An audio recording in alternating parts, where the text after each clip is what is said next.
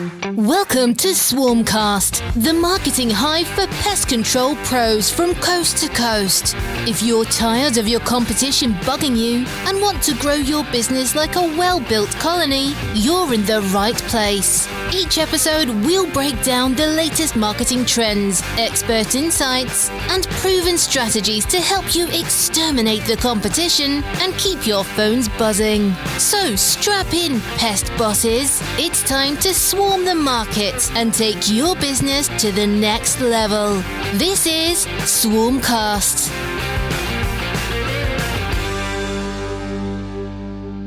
All right, here we are. Welcome to the SwarmCast. Today, we have a special guest, Jennie Cash, who is coming on live from Florida.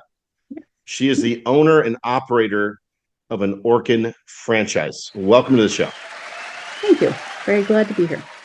Awesome. We get to meet every month and talk about all things pest control.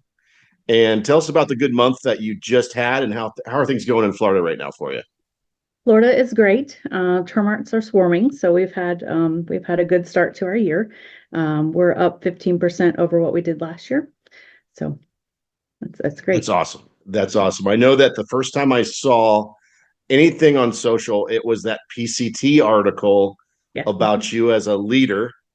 And then I got to see you soon after at Pest World, which was great. I got to meet you and some family, and we got to talking about what you're going to do with this thing in 2025. Yes. So it's awesome to hear the numbers are looking good. You had two really good growth years, and then you went kind of there, and now we're on an uphill again. And that's business, right? That's how it usually goes. It's business. It is. That's how it goes. And it's not like you're new to this. So is it okay if we tell our listeners kind of your journey to where you're running this pest control business under the Orkin flag in Gainesville? Tell us about your trip. How'd you get there? So I grew up riding horses. I had, I always have a passion for horses. And that's actually what my degree is in, is equestrian management. Never dreamed I'd be doing anything other than something with horses. I was a large animal surgery tech for about 8 years at the University of Florida. Loved that job. Never thought I'd do anything else. But after I had my second child, pretty much what I'd be making would go to daycare. And that just wasn't okay. So I decided to quit working there. Made my father very angry. He was very, very mad at me for quitting that job. It had really good benefits and everything. So, but I just knew it wasn't what I wanted to do. I didn't want somebody else raising my kids. So I quit. And about that time, he had the Orkin franchise in Tallahassee for about a year. And his accounts receivable was out of control. He didn't have anybody working that at the time. So I started working for him from home and taking care of his AR. I got pretty good at that. So I had 3 other franchise owners ask me to do that from home. So I did that for about 4 years while I was able to stay home with my youngest daughter. Okay, I got to clarify here. Now, you just breezed past this working on animals, and you sent me a picture. I did. What was that thing, and how big was it? Because that would have made most people run. What was it? Yes, that. So the really nice thing about working at the University of Florida is you get all the odd stuff sometimes. So it's not only horses, it can be cattle, it can be goats, a pig, it could be anything. But you also get, we did surgery on a Watusi. What is a Watusi? What is that? So Watusi is an African cow, and they have a 12-foot horn span, huge. And he had come in because he had a head tilt, and they didn't know why. Wild animals, it's not like you can do an exam on them. So turns out after getting into surgery with him and everything, he had a sinus issue, and we had to do a sinus flap on him and get all the snot out of his head. So no, when you sent that picture, the only thing that came to mind that will probably help the listeners on this podcast is this was equivalent to like a Jurassic Park animal. Okay. Who does this? How do you start? I'm sure that, the university does some wild stuff, but that was wild. I'm like, there is no way we're going to do this podcast without talking about that and just breezing over it.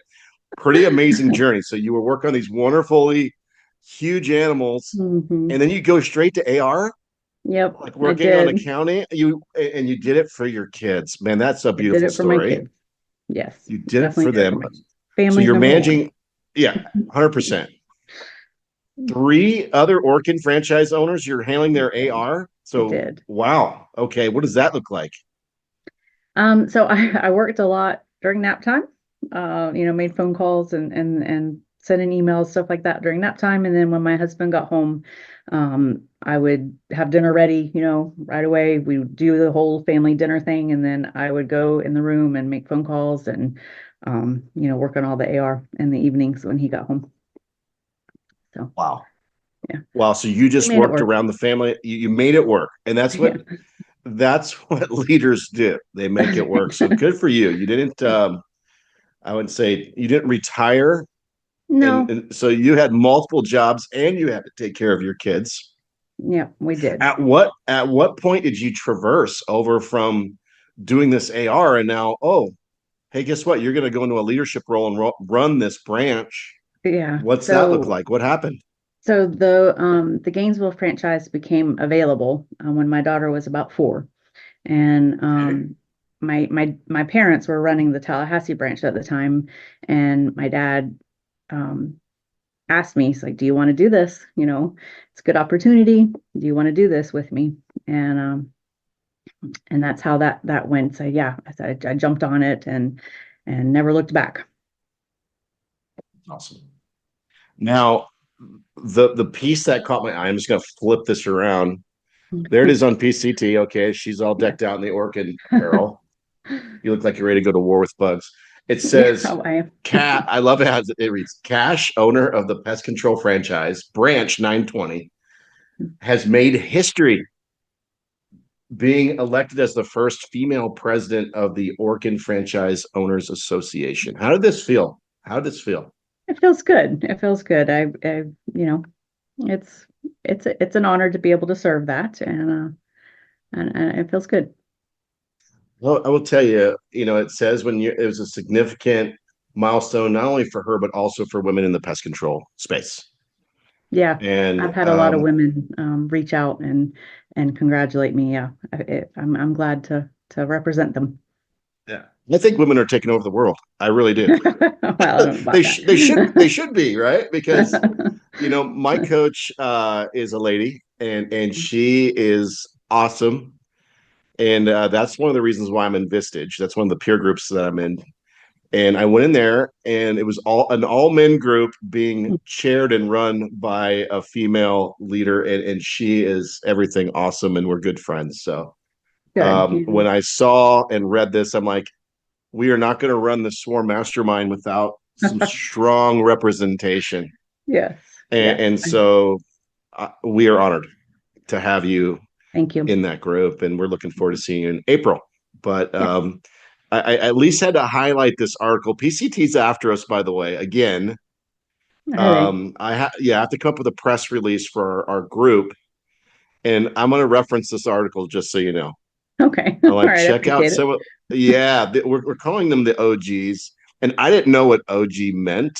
But now I do. Original gangster is what somebody told me. Yeah. We've got some OGs in this group, and you're one of them. And it just makes me happy. It creates passion for what we do. And here we are telling the story of, okay, mom worked in operations in accounting. Now you're this leader. You're this strong leader. Now, did that come easy to you going to work into a pest control environment? What was that like? It was not completely easy. No. I definitely learned a lot from my dad. He's been in the industry for 40 years and been a manager and a strong manager. And so I learned a lot from him. And that's what I attribute my success to.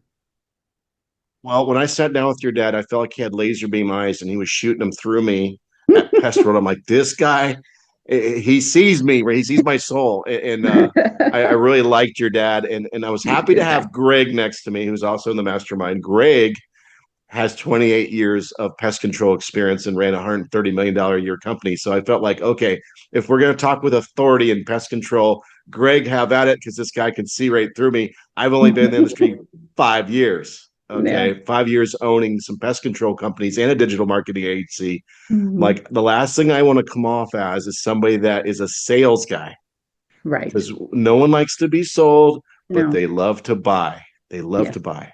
Yeah. So cool. So your dad's in it. He's got your back. He Mhm. was upset with you for leaving the university, but Was. now he's very happy He's because you. extremely happy.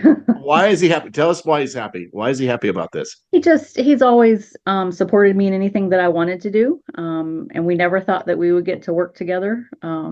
Just me being in the horse industry. And so he loves being able to work together and see me grow in the That's industry. awesome. Yeah. That's awesome. When we talk about, I know this is one of the questions we talk about, is second generation businesses. Mm-hmm. Very few people can pull this off. I Why is agree. this working? Why is this working? I think he gives me the room to make a mistake. He wants me to think and make the decision on my own. And I would when he first started pulling back and making me make all the decisions and everything, I would go to him, what should I do? What do you think? And he's like, well, I don't know. What do you think? So he's given me a lot of freedom that way, but still been there to advise if I needed it. And then I think part of what helps is that it's a father-daughter relationship, and maybe not, a father-son. I think you have a lot of the battles more with a son than a daughter. I don't know. We just always have had a good relationship anyways. So running a business wasn't, that different than the relationship that we already had. That's awesome. It sounds like you guys have a close relationship. We do. I've already fired my son. He's come here and gone. I don't know what it is with boys, but yeah, he's and actually, I'm happy. At first, I was upset because he just wasn't taking this deal seriously. Right. I wasn't making promises to him that he's going to take over the empire. I just said, you know what? You need to go out there.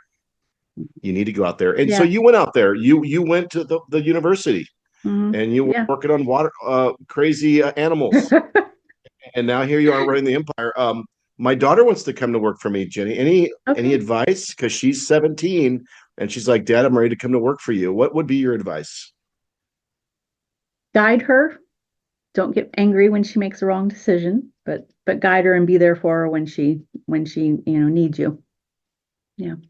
That's good advice. Yeah, I'm going to work on that. So I'm going to say I have a lifeline I can call you. Yeah. Because you've been the other side. It's always nice to call somebody that's on the other side of that. So that's great. All right. So you're doing this thing. You're running a successful operation. You had 2 awesome years. You had a flat year, you said, and now you're ramping again. And you weren't the only one, by the way. A lot of businesses fell flat in 2024. Why? Because I market a lot of them. And when I say flat, people are holding on to their money. That's what it felt like. So I think you're going to be picking up a lot of termite work because people may have not have been doing that. Now they're having to fix the stuff they didn't take care of. I'm sure you're seeing that right now. And Florida has probably just as many termites as Tucson. Well, maybe not as many. Tucson has a lot of they come up from the ground and they fly in from the rafters. So we have a big termite problem in Tucson and Arizona for sure. Yeah, termites. It's not a matter of when you get them, or if you get them, it's a matter of when you get them. So exactly. It's a pretty good business to be in because those bugs are relentless. They are. I was going to ask you for our listening audience here, you come in, you take over the business and you're getting support from your dad. How do the employees at first treat you? How did you deal with that when you first came in? They always treated me well. I don't know that they had, I don't want to say a ton of respect, but I had to kind of earn that, true respect from them. But I was not afraid to put on my boots and go out there and wrangle roaches and, do termite work and everything with them. And I had a crawl suit in my vehicle. I would go under there with them. I think that was a really important aspect to gaining their respect. And then, just me learning more as I went along also. But, That's good to hear. So I will not ask you to do anything that I'm not willing to do myself. So, and I think that helped a lot. That's huge. So there wasn't instant respect, but then you showed them your water buffalo pictures and the stuff you worked on, Yeah. and you're like, "Look, I could do this. All right." A Yeah. cockroach is nowhere near what I dealt with at the university. No. So you're going out there, 1,200-pound horse. 1,200-pound horse. Yeah, I'm used to pushing those around. So, so did it take a long time to get that respect, or did it happen pretty quick? pretty quick because, like I said, I was just willing to go out there and help them and do whatever they needed, be there for them for whatever they needed. And it was pretty quick. Once they realized that my dad was not, here all the time, he lives in Tallahassee still. He doesn't even live in town. So I was the one here. So yeah, they've respected us, and we try to really treat our employees well. I feel like it's my job to take care of them, and in turn, they take care of my customers. So, we just really do try to do as well of a job as we can taking care of our employees. That's awesome to hear. So usually with a culture, we call it our culture. Mm-hmm. How would you describe the culture that you've built around a corporate franchise? You're Mm-hmm. still there locally. What is the culture that you've established there? What is it? I feel like it's great, and when people come in to interview or they come to talk to us, they say they can feel it. They feel the environment here is just it's a good environment, and we all respect each other. We try to laugh whenever we can, and we work very hard for our culture, and we're very careful about who we hire, just to make sure that they're going to fit in with everybody. And I'm not saying that everybody's the same. We have a huge gamut of age and backgrounds and everything. But we all just kind of work together and fit in. So we work very hard on that. Who does the interviewing? Who does the interviews? Me and my service manager, Wow. Steve. We both do all the interviews. Mm-hmm. Is there an SOP from Orkin, or have you developed your own style? Just our own. Yeah. Cool. Got it from my dad, but it's our own. I'm going to pass one little nugget I got this morning. Sure. From when you sit down to interview somebody, the first question is, you ready? What did you do to prepare for this interview? And then just do one of these numbers and see what they say. I was like, that is brilliant. I am going to use that. The next person I interview, I'm going to ask that question and just let them tell. So that was a good one I picked up. Yeah. So people will make or break you when it comes to business, especially in pest control. Yes. Good people are hard to find in any industry, especially the service industry, especially pest control. Yes. So what is your litmus test? What is the one thing you look for? I can't even vocalize it, but just their integrity. One of my employees, and he's been with us for 5 years now, but when he first pulled into the parking lot, he parked his truck. We have cameras out back, so I had looked at this after our interview because I did like him, but then I looked at it afterwards, and I don't remember why I looked at it, but I looked at the camera, and he had parked crooked in the parking spot, and he got out and looked back, realized that his car was crooked, and so he got back into his vehicle and straightened it up. Nobody's looking at him. The parking lot was not full. There was, tons of parking spaces to choose from. So it wasn't like he was blocking anything, but that says a lot about somebody too. That is awesome. That is awesome. I hear that, having a lot of employees myself, I look for people when they go above and beyond and recognize right at that moment. And when you see things like that, it sets the tone. And when they think nobody's looking, I mean, he didn't know anybody was looking at that in the back parking lot, So one of my friends' core values is do the right thing even when no one's looking. Yes, it's a good one. And that was a core value. And I was like, yeah. I mean, sometimes you see the word integrity on everybody's core values. What does that mean to you?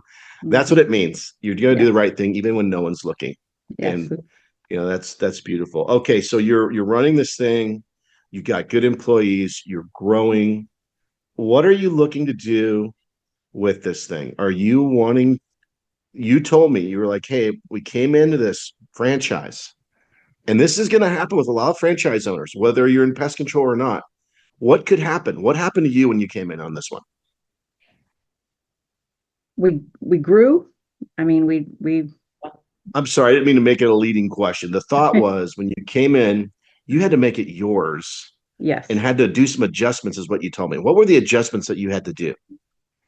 So this franchise was owned by another franchisee before it was owned by us, and she she was not very good to her employees, nor customer service was her number one. And so we had to change the entire culture here. We had to, we bought brand new equipment, we bought new trucks. We, you know, we didn't lose any employees. I'm shocked we had any employees, but we did. We had employees, and they appreciated everything we were doing for them. But yeah, we had to completely change the culture. Orkin did not have a good name in town at all. We had to, overcome that and show people what we were about now, not what we were about last year. So that was our big hurdle. But proof's in the pudding. We've grown a ton since then. So one of the things that you did that was awesome is you need feedback from clients, right? While you're stacking them, is you changed what you were doing with reviews. You said you came in, you had, I don't remember exactly how many reviews you had, but it wasn't like a large amount. No, right? It was really a handful, and it was not a good rating. It was not good. So we started using Applause to help get Google reviews. Before we used Applause, we would have technicians ask or try to drum them up that way, and it just didn't really work all that well. But Applause, sends the customer a text message where it's just a link that they can click, and we've gone from probably 20 reviews, and they were not super great, to we have over 850 right now and a 4.8 rating. So that's amazing. You turned around your reputation. And if we look at the statistics when people actually look at reviews, it's high. I know it's high. And people, one stat that stuck with me is people trust the review and what's written as much as they would have a trusted friend. That's true. And I saw that and I'm like, wow, that is true. And people are dumb. They can look at the reviews and see if they're fake or if they're, prompted, or if somebody really is like, hey, your technician did this, this, and this. And I know, because I read all of our reviews that come in for our pest control companies. When they come in, I'm like, gosh, I feel really good about this. And I love it when they name the technician. Yes, we do too. Because we forget that our technicians want credit, like, hey, yeah, gosh, yeah, I did a good job. I want to feel good about what I did. And we read them every week too. We have a meeting on Wednesday mornings, and we read them out loud to the whole group. Okay, that's so huge. I'm glad you said that. And it's like a report card, isn't it? It is. And we don't want to publicly shame anybody with a bad one. But the good ones, we take the bad ones and like, hey, let's talk about this. Well, but even a bad one you can learn from. Maybe something Sure. happened that's not evident on the Google review, and you can learn from the bad too. So we use Absolutely. it at every opportunity for it. I'm glad you said that too. And one of those things that you can even do is review comes in, it's not good. You show them how you get on the phone and fix it right away. Yeah, exactly. Let them listen to you, go to bat for them, and make it right. And sometimes as business owners, we have to get out our checkbook, or we have to go back out. And all it takes is one bad review to really, upset the cart. It really does. Like, I'll give you an example. Sometimes people will go to the Better Business Bureau, and what happens if you only have one bad review in the Better Business Bureau? What are they going to think? Yeah, not good. Not good. I had one. This happened 2 weeks ago. A $20 million company, and they didn't want to fix this thing with the Better Business Bureau. Oh, wow. They're trying to extort money from us for this. I think it's like $600 a year now for the Better Business Bureau. And I said, look, what's your average job? What's your average ticket? Oh, it's $30,000. So you're letting this $600 One Yeah. thing, Yeah. we opened it up, and guess what? That complaint wasn't even a customer. It was one of their vendors that was complaining about them. Oh, wow. And I Wow. said, see how easy, if you just looked at this, and what if this influenced several purchase decisions? And because they have Mm, government contracts are required to look at the Better Business Bureau reviews. really? Required. I didn't Oh, know yeah. that. Huh. And so if you got commercial accounts you're trying to go after, and I'm sure you handle some of them and you We might do. want to do more, Hmm. they Hmm. look at that. So there's our power tip for all of our listeners today. That's pretty awesome. And what's nice is you can go, and what I like to do with especially businesses that I do business with is I go to Mhm. them first and say, hey, I just left a good review for you on the Better Business Bureau. Mm. What can you do that for me if you have time? Yeah, And that's the easiest way to ask for a review. I like And that. it works. It Yeah, works. It works. It works. And if you're doing business with somebody, oftentimes we just don't take the time to do that. yeah, And, very much so. and Or even it's think to do it. So yeah, that's a good and advice. it's so important that we get those and we defend it. And that's a pillar of marketing is your reputation. You have a stellar one. You took action. You put technology in there. We're going to work on other things, but man, that's a powerful tip for the listening audience that wants to learn how to make more cash. I just Yes. dropped your last name. Yeah. And I love saying your last name, by the way, and I say it all the time. Thank you. So okay, so you're doing other things as far as with your business, and you're learning more new things. What are some things that you've learned this year that you'd like to share as well? Is there anything that you've learned this year that you want to pass on to maybe somebody else in the pest control Yeah. industry? Yeah, managing your Google business page, I was not good at that at all. I've learned a lot from that. I didn't realize LinkedIn was as important as it is either. I had a LinkedIn page, I really didn't manage it, didn't have much going on it. I've learned how to kind of manage that more. So yeah, I'm excited for the rest of the year that we are together and learn. If I have it my way, I think you need to start writing a book because you're a leader, and I say that to a lot of the mastermind members is your personal branding is as important as developing your business name. Mhm. Because you never know, you might change directions in the future, but your personal branding says a lot about you. Now, That we've is true. allowed things like LinkedIn to kind of be this, think of it like an HR tool or the largest database in the world. And we're keeping a history. It used to be my resume, just so you know, going back 20 years, LinkedIn was my resume tool. And I had that. I'm like, look at my resume. It's on LinkedIn. Now it has become, this is how people get to know you, because we live in Yeah. this fast-paced world and they don't have a whole lot of time. So it's like, look, if you type my name in on Google, Mhm. you're going to find a Google Knowledge panel now. And Hmm. that's actually in front of LinkedIn is right up there with it. And it's just funny how much power these social media tools have. Yeah. And And, that was my and perception of yeah. of LinkedIn is, if you're looking for a job, you're looking, and I'm not looking for a job. So I Mhm.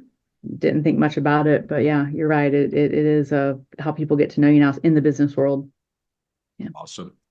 I'm gonna put you on the spot. How are you using AI now this year? Because we're gonna be talking a lot about AI and how it's gonna impact your business. How are you using it? I haven't used it a lot. I have used Chat GPT for summarizing notes and things like that after a meeting that I've had in person, and I've, kind of written the notes. But I haven't used it a lot. Okay. And that's open and honest. I think a lot of business owners are in that spot. Hmm. They're like, man, this is gonna Afraid of it take a me little bit, a little but afraid. Yeah. The stereotype is, oh, it's gonna take my job, right? There's a lot of that stereotype going on. But I will say we want to embrace it from a standpoint of how can we use it to impact everybody around us to be more profitable, maybe take away some of these tasks that we don't need to be doing anymore. yeah. For example, we've talked a little bit about what Cinch, and we're going to learn more about them, but there's some AI tools that sit on top of things like field routes Mm. or some of the other software that's being used in pest control that can sift through the data and Mm. do things that you'd have to pay somebody to go through if they had time. If they had Got it. time. Hmm. A lot of things might come up where warranties Maybe I know in our pest control business, we do have warranties on the termite stuff, but Sure. things need to take place on a schedule, and a lot of the softwares can do some of that. But what about reminding people when things are coming up?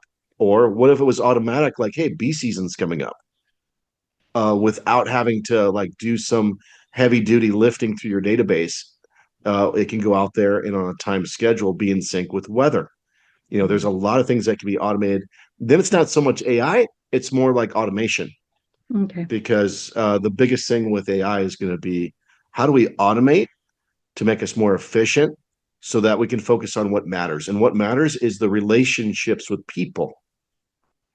People don't want to have to don't want to feel like they're dealing with a robot. They want to deal with somebody No, that care. They want to no. deal with somebody that cares, right? Yes. When Yes. I call, I want to make sure that somebody's being empathetic, they're listening to me, and then, hey, they're getting a proposal that shows exactly what I thought was the issue, but you found even more.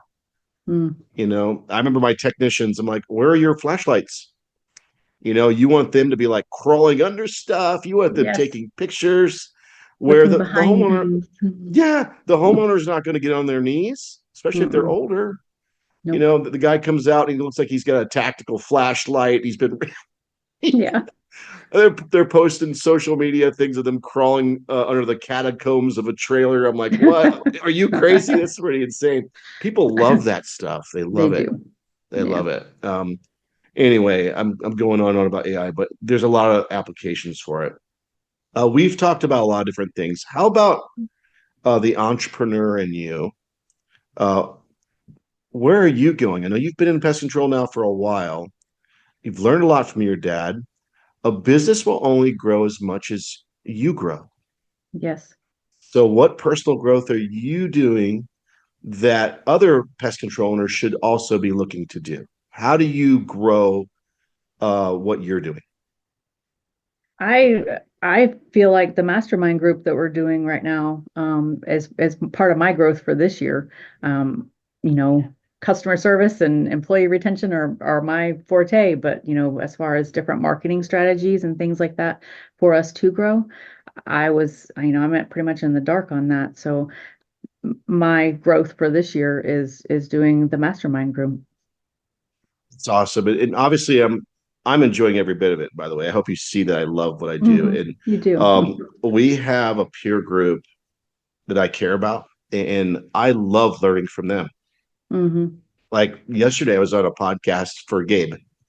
He has a podcast called Coast to Coast that he's a co-host in, Okay. and I had no clue how these guys were going to do this thing, and I just jumped on, and we had a lot of fun. We had a lot of Fun. fun. So I'm learning from Gabe, but it's nice when you're in a peer group. You got one guy doing $1 million a year. You have one lady doing 20 million a year. Doesn't Mm-hmm. matter. The problems are the same. It is. The dollar amounts change, Mm-hmm. but we are very much in a position to help each other. Yes, yes. You And know, the other franchise owners for Orkin, they we're all very close, and we know we help each other, and that's what we kind of lean on. Well, I'm doing it this way, who are you using for payroll this year? Are you liking that? Or your gas card company, or it's we would you rely on each other quite heavily, and it's nice to have somebody. that's awesome. So you have a peer group within the franchise. We do. That's great. That's Yeah. great. And I want to learn as much as I can about Orkin's, how they do that. That's really neat, and how they franchise, because I think the only other franchise layer was the Truly Nolan folks. I Okay. know them because that's one of my partners Yeah. is in the Truly Nolan space. Yeah. And I'm like, you guys have franchises domestic US? And they said, yes, we do. Yeah. I didn't know that. And I've been working with Scott Nolan. I've been working with Greg Weatherly that came from that. He's like, yes, we do. And in fact, that's probably the only reason why they're at Pest World, because they don't need to sell pest control services at Pest World, but they're selling franchise stuff, Yeah. opportunities. And Yeah. I'm sure Orkin probably had a tent there too. I didn't walk around No, as much they as I wanted don't. to. They didn't. They didn't. They're a little more selective, I guess, than that. I don't know. But Okay. yeah. Everybody has a different way of Yeah. doing things for sure. So are you going to Pest World this year? Because it's in Absolutely. Florida. Yes. Okay. Yes. Don't even have to go far. Yeah. Don't have to get on a plane. But yeah, we go every year. It's it's a great place to learn. new stuff that's going on, bring stuff back to your branch that'll help it grow.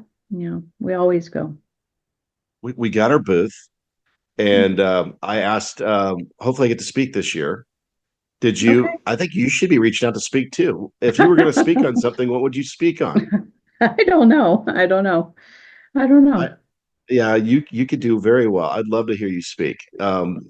So we're talking about writing a book, knowledge You're keeping panels. me busy, aren't you? Oh man, I want to just see you destroy it. Yeah. Yeah, I'm going to get you out of your comfort zone, and there's actually a percentage of comfort. Okay, Mm, this is scientific. 5% out of your comfort zone is going to help you grow. really? Don't want to go too far to where your cortisol is spiking and you're not sleeping at night, but you don't want to just sit there and not get out of your comfort zone. So it's a 5%. And when you're Okay. 5% out of your comfort zone, you can achieve what's called a flow state. Okay. And this was a speaker that I heard. She was amazing. She was from India, and she came over and blew me away with this flow state stuff. And who knows, maybe we'll have her on one of our Yeah, events. that But would be she was a great. super sharp, Hmm, and I learned more about flow states, and that's pretty cool. that is But cool. 5%. Now I'm like, okay, I'm gonna get out of my comfort zone. I'm gonna do this. I'm not gonna work on a water buffalo anytime soon, but I'm gonna get out of my comfort zone. No, anywho, we've talked about quite a few things. What about you? I mean, is there anything that you'd like to talk about as far as our listener from a PCO perspective? Is there anything that you would love to relay? Can't And think it's of okay if you anything don't. right now. Yeah, No.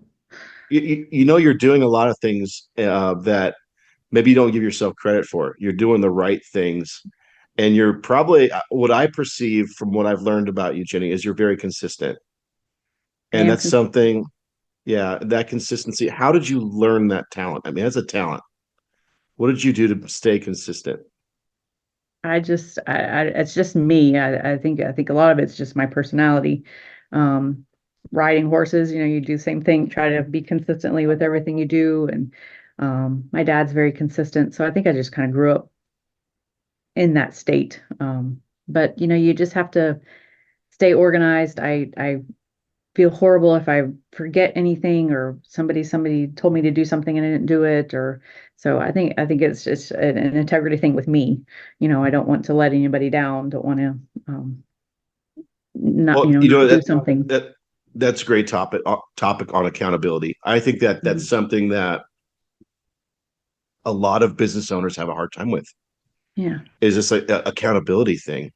And I learned a word. I use it a lot now. It's along the lines of, hey, let's have a carefrontational moment here.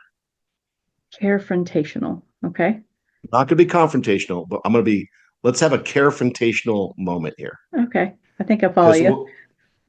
it works. And the reason why it works is, when you're counseling or Mm-hmm. you're trying to direct somebody, and you know, a lot of times somebody wants to defend their actions or they want to be right, Mm-hmm. and they're not taking it right. Have you seen that happen with people shutting down? Absolutely. It's all about the approach and yeah, Yeah. how you handle that.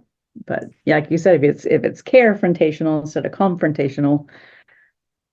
So a lot of that is, well, how do you have a carefrontational moment?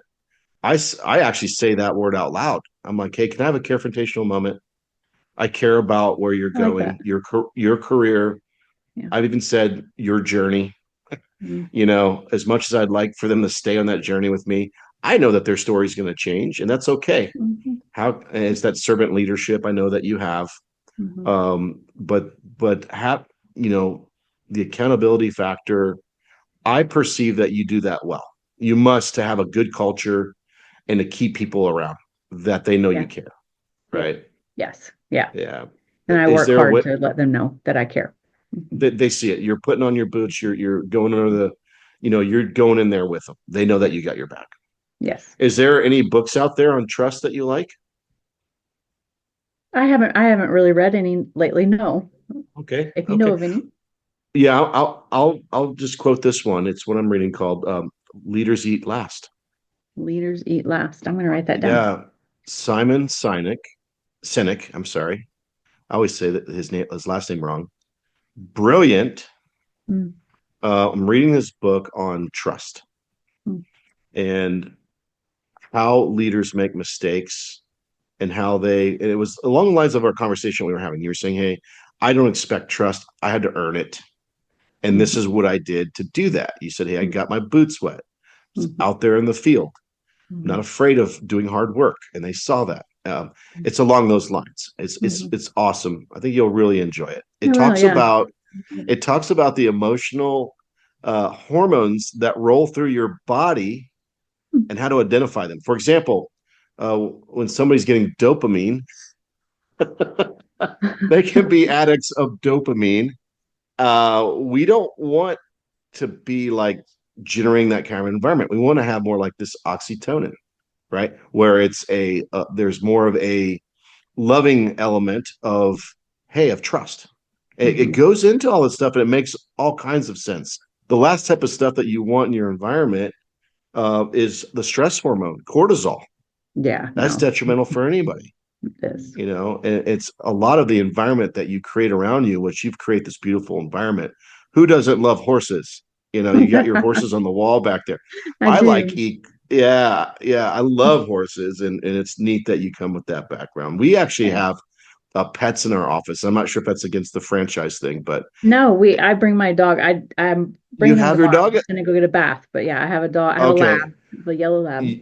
Okay, I want to see a picture of this lab, and please send it out because I want to share that. And I'll do that. And if I have your permission for this edit, I definitely want to put in that picture of the animal you were working on. Yeah, because that was a super cool picture. Well, we're coming down the home stretch here, and I think that we talked about a lot of cool things here, and I really enjoyed this, and I can't wait to put it out there for people to get to know you a little bit better. You know, and when we're in the throes of doing our thing, and I think that we don't get a chance to get to know our members to an even better level. That's one of the reasons why we do the podcast, but also nuggets we can take. And I think you've given us some really cool things today. Oh, good. I'm glad to help. Awesome, Jennie. I can't wait to put this out there. We're gonna wrap this, and as soon as it goes live, I'll send you a text, and we can share it with. I'll send it off to PCT. Who knows what they're gonna do with it? But we're looking forward to this month, and I'm not sure if you're not going to go to my Pest function in Arizona. We have something called AZPPO, which is the Arizona. Okay. No. You have one in Florida. I forget, it's all state based, but Pest World's not until October. Right. But I am going to see you in Arizona in April. Next month. We're going to have a great time. We're lining up speakers as I speak right now. We're lining up speakers. Good. We're looking forward to that. I'm looking forward to that. Yeah, we're going to have a great time. Well, thanks, Jennie. I hope you have a good afternoon. Take care. You too. Thank you. That's a wrap on this episode of SwarmCast. Thanks for tuning in and arming yourself with the marketing firepower to keep your pest control business thriving. Before you scurry off, be sure to subscribe so you never miss an episode and leave us a review. It helps us spread like a well-placed bait station. Got a topic you want us to tackle? Drop us a line and let's keep the conversation buzzing. Until next time, stay sharp, stay strategic, and keep swarming the market.